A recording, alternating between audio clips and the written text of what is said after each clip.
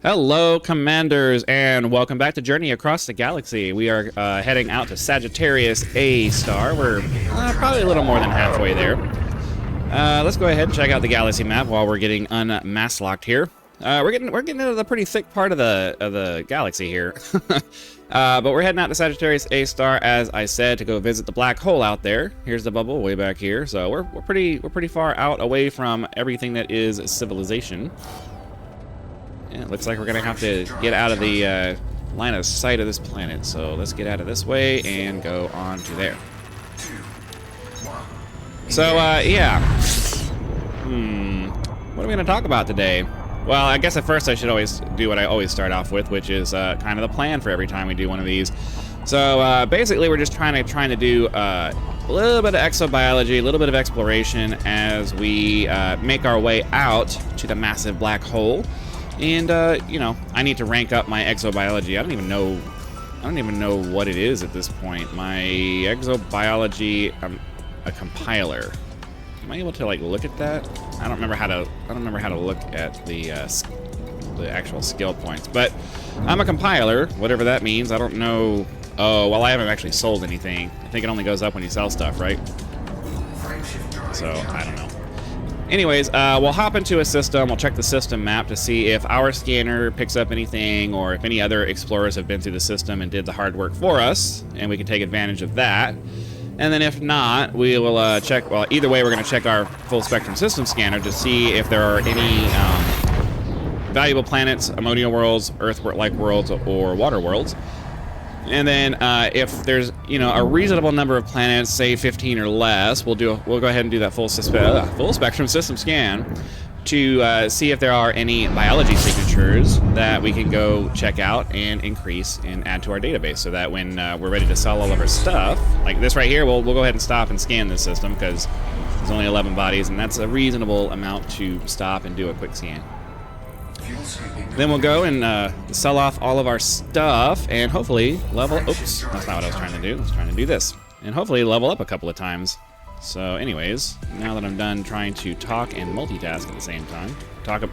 See, I don't know. I find that it's harder for me to... talk about things unrelated to the game while I'm trying to, like, do things. I don't know. It's easier to talk when you are doing something that relates to what you're doing, or you're just kind of in automatic mode. So maybe it is that it's hard for me to explain what I'm doing while I'm doing it because I'm also trying to focus on doing it, whereas, oh, whoa, okay, well, we're definitely going to that one. That has 3 biological features on it. I find that it's easier to... That one has 2. Jeez, okay, how far... Well, hold on. Yeah, I mean, I guess that's close enough. I find that it's easier for me to just talk about random stuff while I'm doing this because, I don't know, maybe there's some kind of weird thing with the processing of the brain where when you're talking about what you're doing, you're having to kind of double focus on it. I don't know if that's really a thing. I'm just kind of guessing, just based off of the fact that now that I'm not really talking about actually doing what I'm talking about what I'm actually doing right now, it feels like it's a lot easier to just talk and not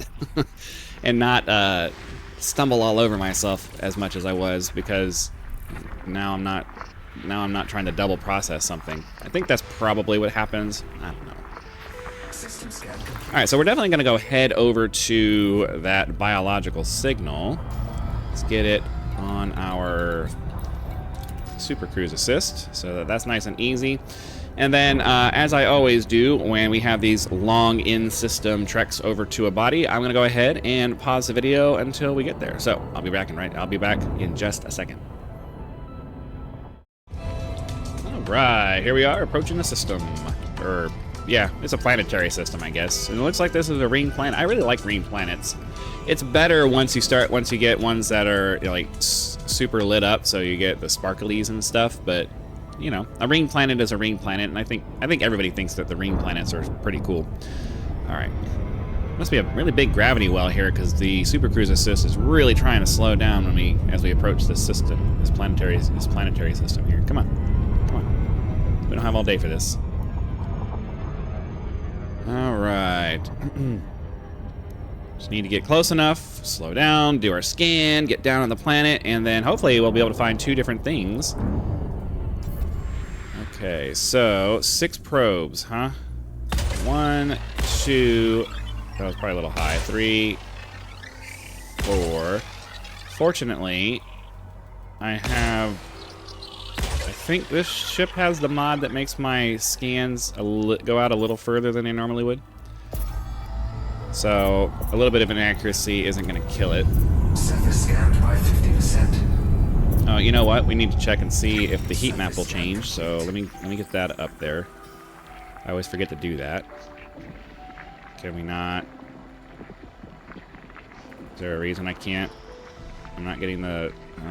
What's the problem here? Oh, helps to use the right one. Wait, no, was it? Oh, okay. Geysers, bacterium, fonticula, and fumarola. So it looks like the fumarola and the fonticula are going to be about the same, so we'll leave it on the fonticula, because that should make it easier to find things. Let's get a little closer to the planet so I can see if there's any flat areas, but it's kind of hard to tell. It doesn't look like it's going to matter where we land at this point, so we'll just kind of go straight in and hope for the best. I'm really glad I checked that filter, though, because it would suck if we went here and there was no fonticula there. Okay. Orbital flight engaged. It'd be pretty nice if they updated the rendering for this so that it would give you, like, I don't need to have hyper detail, just give me some nice indications as to where the flat areas on the planet are from farther away, so I don't have to guess as I'm coming down and then I find out, nope, it was actually pretty rocky and craggy. Your advanced sensors couldn't tell where the flat places were. Like, really? Come on. So like it looks like there's a couple of small flat places over here, but I don't know. Let's head over into this let's head over to this crater over here. I generally have good luck heading into craters and finding biology there. All right, so we have 3 biological things. We're looking for fonticula, and then I forgot what the other one was. I have terrible short-term memory. I'm like Dory almost. You say something to me, and if I'm not super paying attention to it, I've forgotten it. I've forgotten it within the first 5 minutes. I'm terrible with names. Oh my god, I'm terrible with names. People will say their name to me, and my brain is immediately like, yeah, no, we're not remembering that. Immediate data dump. Sorry. Doesn't matter how much I focus on it. Unless I repeat it to myself, unless I actively repeat it to myself a lot, it's gone. It's gone. Alright, so these ones look kind of cool. They have a cool color. Let's see what... Ooh. Okay, so we gotta find some suitable terrain first. Come on, give me that suitable terrain. This is all flat ground, man. There we go. Well, it was suitable terrain for a second. Here we go. Alright, come on. Can we... There we go. Alright, sweet.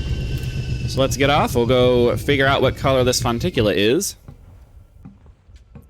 Because I'm pretty sure this is the fonticula. The fonticula represents these mushroom-shaped dealies. It's an interesting color, though. It's like teal or something? Emerald. Ooh, I love emerald. I don't know why. Like, I knew it was some kind of green, but I didn't realize it was emerald. I think emerald's a really cool color. All right, that's really cool. I'm really glad we found that. Emerald fungus. So now we need to get far enough away to get some genetic diversity. But we also need to be in a place that's flat enough that we can actually land. Let's try right here.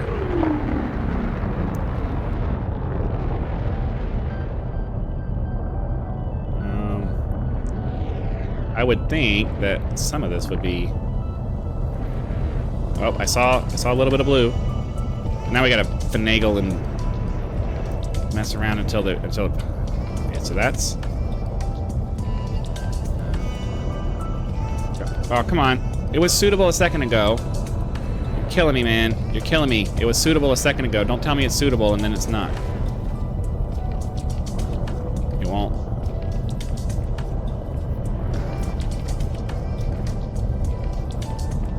Why won't it? Oh, I hate it when it does this.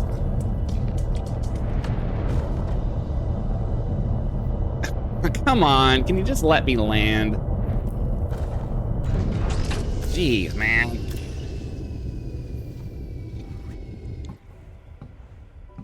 I think there's an auto landing feature, but it always ends up taking you like really far away from where you really want to be. It feels like it doesn't always pick the nearest one. It picks the one that's easiest for it to calculate.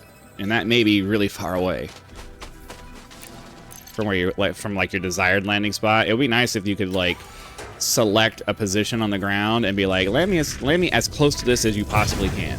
The closest landing spot that has just enough space for me to land. You know what I mean? That would be pretty sweet. Okay, so ideally, yeah, we'll land right here and grab these guys, and then I wasn't paying attention to what the other one was, so we kind of need to find, well, I guess it would help if I was paying attention to suitable landing spots, but whatever. We need to find whatever this other one is.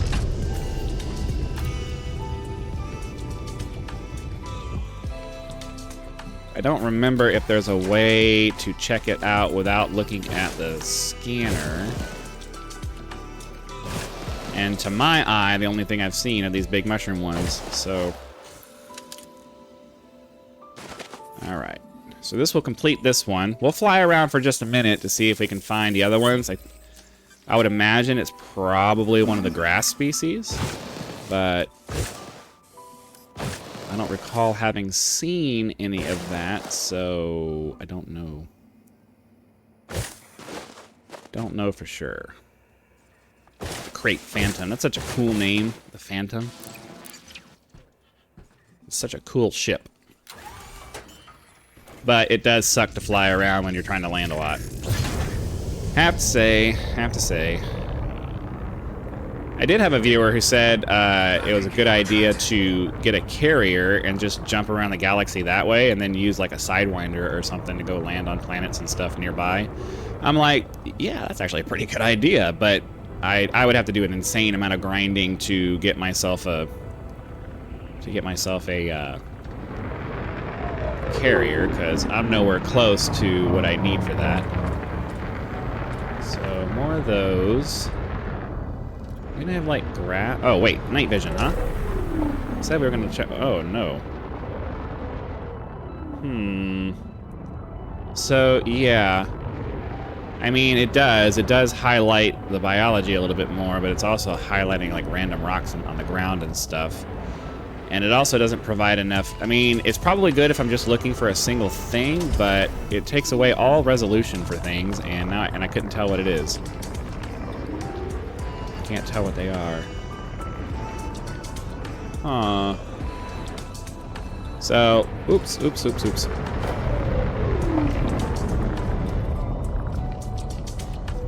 I have to maintain some kind of downward looking so I can actually see the ground, but...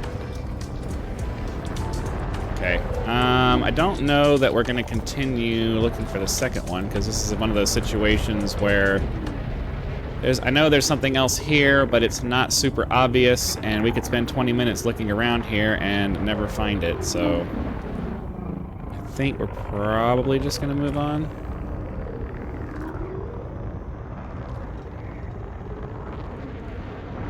The problem is that they set the render distance to where you basically have to be touching the ground. So, oops. Well, I thought I saw something different. They were probably just smaller versions of the Fonticula that are here. So, yeah, I think we're just going to go ahead and get out of here, because all I'm seeing are the big mushrooms.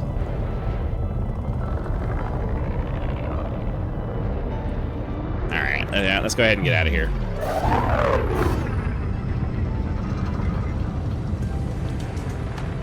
Oh well, it is what it is.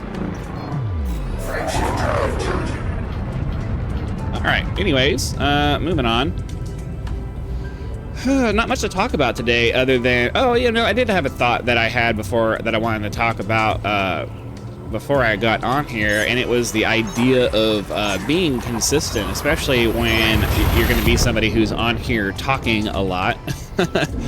I have to say that it's really hard unless you're talking about something that you have a very strongly held belief on, to be consistent in what you say. And it occurred to me that, you know, I'm not much of a talker. I know it seems like it because I get on here and I force myself to talk for, you know, 20 to 30 minutes at a time, but I'm not really much of a talker. I'm the kind of person who can sit and play a video game for hours and hours and hours, or at least I used to be. I can't sit and play video games the same way I used to. Oh, hold on, we got to check and make sure that we got the no valuable planets there. Off we go. You know, I was the kind of person who sat and played World of Warcraft for, like, you know, from the time I got off work until the time that I went to bed every day for years, because, you know, I'm obsessive that way. And I didn't talk, I didn't do anything, I didn't chat with people, I just, you know, leveled up my character and stuff like that. I'm not much of a people person. I know the image I present here is probably I don't want to say it's deceptive. I'm capable of social interaction when required, and I'm capable of good quality social interaction when required, but I am definitely the embodiment of that, I don't want to say meme, but that description of an introvert that says that, you know, for those of us who are, what does it say? It says something to the effect of extroverts get energy from other people by being around them. That's how they recharge their batteries and, you know, feel like they're excited for life. Introverts are like batteries, and we have our battery. I guess, and introverts, it's the other way around. Other people drain our energy, and we need to go have some alone time to kind of recharge and be ready for the next round of dealing with people. So, yeah, I'm definitely very, very much that kind of a person. I think I'm pretty on the extreme end of that spectrum, because anytime I have to do any kind of social, even just chatting online is like effort for me.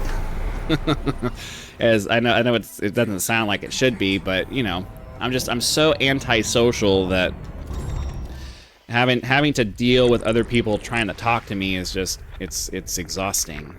It's very exhausting. I try to get over that, especially now that I'm, you know, sort of trying to make myself a public figure, but not really. I'm gonna try to be straddling that line between, you know, just famous enough that people want to watch me, but not so famous that people will ever recognize me on the road. Anonymity is underrated. People talk about wanting to be famous and all this other stuff, and it's like, do you have any idea what you're going to give up if that actually happens to you? You will never be able to just walk somewhere, if you ever, like, super famous, if like famous to the point where people are going to recognize you on the street. You're never going to have the kind of luxury of being able to just, you know, go to a public place anymore, because people are just going to be all up in your face. And I mean, I guess if you like that sort of thing, that's fine for you, but I know me, I would get annoyed if I got stopped everywhere I went, because people are like, "Oh man, you're Gunthrek, oh my god." Like, it would be appreciated that they like me that much, but that's no way to live a life as far as I'm concerned. I like having my anonymity and being able to just kind of do what I want to do. So, you know, it's one of the reasons I kind of stopped putting my face on my videos. And I don't mean that to sound arrogant, like, oh man, I'm going to be famous one day. I'm just, you know, I'd rather people not know what I look like, because if it does somehow happen, this channel gets really big and, you know, I don't know. That may change later. I may have no choice but to change that, because, you know, let's say I somehow get as big as, say, Captain Sparkles or something. Well, I'm gonna have to go to events, and then people are eventually gonna know what I look like anyway. So I guess, I don't know. But this kind of ties in with my whole thing about consistency. There's a lot of things where, especially if you don't know where you land on a certain spectrum, you're gonna be like, you're gonna say different things in different times. So I know that there's, with the amount of talking that I have to do to make these videos at least halfway interesting. I know that there's going to be a lot of inconsistency in the things that I say, because one day I'm going to feel a certain way about a topic, and then another day I'm going to feel a different way about the topic, and then, you know, a third day I might feel an even different way about a topic. So it just, I don't know. It's going to be kind of hard to straddle that line of making sure that I'm super hyper accurate about everything. We are going to go ahead and scan the system, and then unless there's a biological thing, we'll land on the closest planet. So let's get the system scanner out. There's nothing here, but we will go ahead and take a moment to scan since we're going to be landing anyways and we have the time to do it. If there's any biology here... Oh, there was something over here, I thought. So we'll grab that. Geological features. That's always cool. I mean, not what we're looking for, but still kind of cool. What do you got? What do you got? Alright, so that takes care of all the asteroid belts. That's good. Down here on this one. So, you know, consistency is extremely important, but, you know, it's very difficult for we flawed human beings to be consistent. Especially when you don't really have an opinion on something, you're just talking about it to talk about it because, you know, you're bored and you want to talk. So, hopefully, if you're following these videos and you're listening to things that I say and you hear me say one thing in one video and another thing in a different video, you understand that the reason why what I said about it changed is probably because I didn't really have a strongly held position on it in the first place. And I think that most people are like that. We have opinions on things, but we don't necessarily have a strongly held opinion on it, and we end up saying something about it because we feel like we have to say something about it, or you're doing like what I'm doing, and you just need to fill time with conversation. So, yeah. But there's definitely a difference between...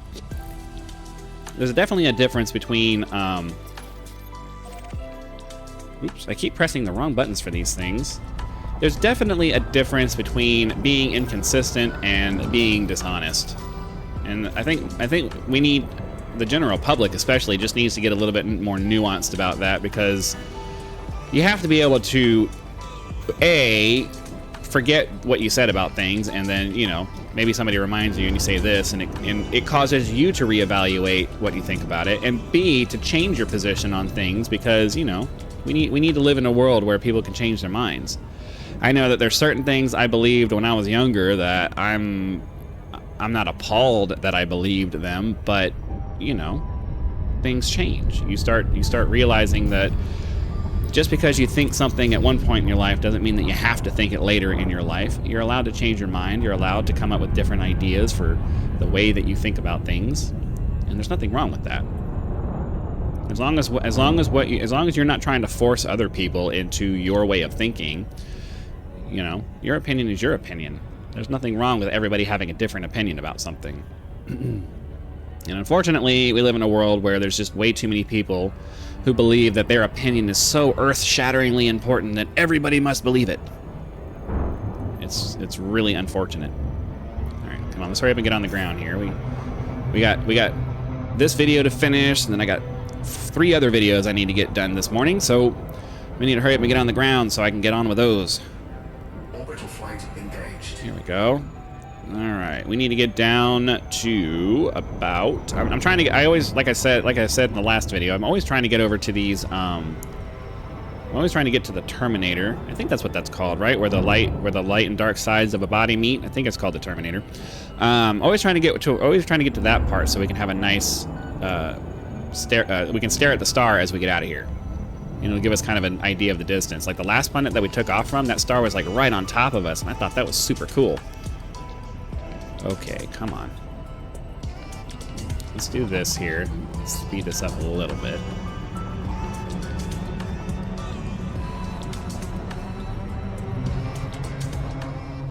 Okay, here we go.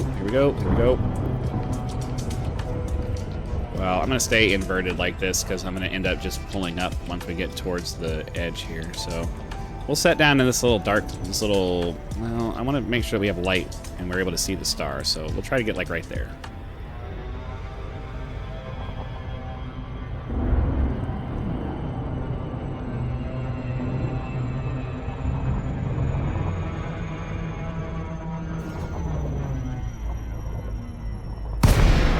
All right.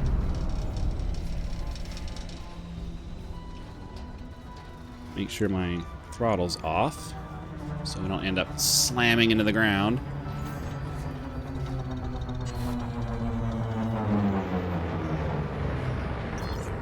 So I think maybe right here. Hopefully there's enough room for us to put the ship down. See, this right here is why I like to land over on this side of the planet. Let's go over here because it's a little higher up and ideally will not block any more of the star than we need to block. So we'll try to put it down, say right over here. Yeah, here we go. Can you give me... I saw there was this landing spot right here, so let's back up right here. Okay, there we go. Okay, so as we close out, enjoy the view of the star. Be sure to click that like button if you had lots of fun so that the YouTube algorithm will send the video out to more people. We want to get as many people along for this journey as we can, and that can only happen with viewer participation. If you're not subscribed already, be sure to do that now so that when the next video comes out, it will show up in your video feed and you can watch it as soon as it's available. And if you are truly enjoying this content and would like to get early access to my videos, channel members do get early access to videos as soon as they're published rather than having to wait for the published time for them. So be sure to click that join button below the video player so you can see the list of perks that will become available to you should you decide to support the channel. So as I said, I hope you guys had lots of fun. Be sure to come back for the next one, and I'll see you then.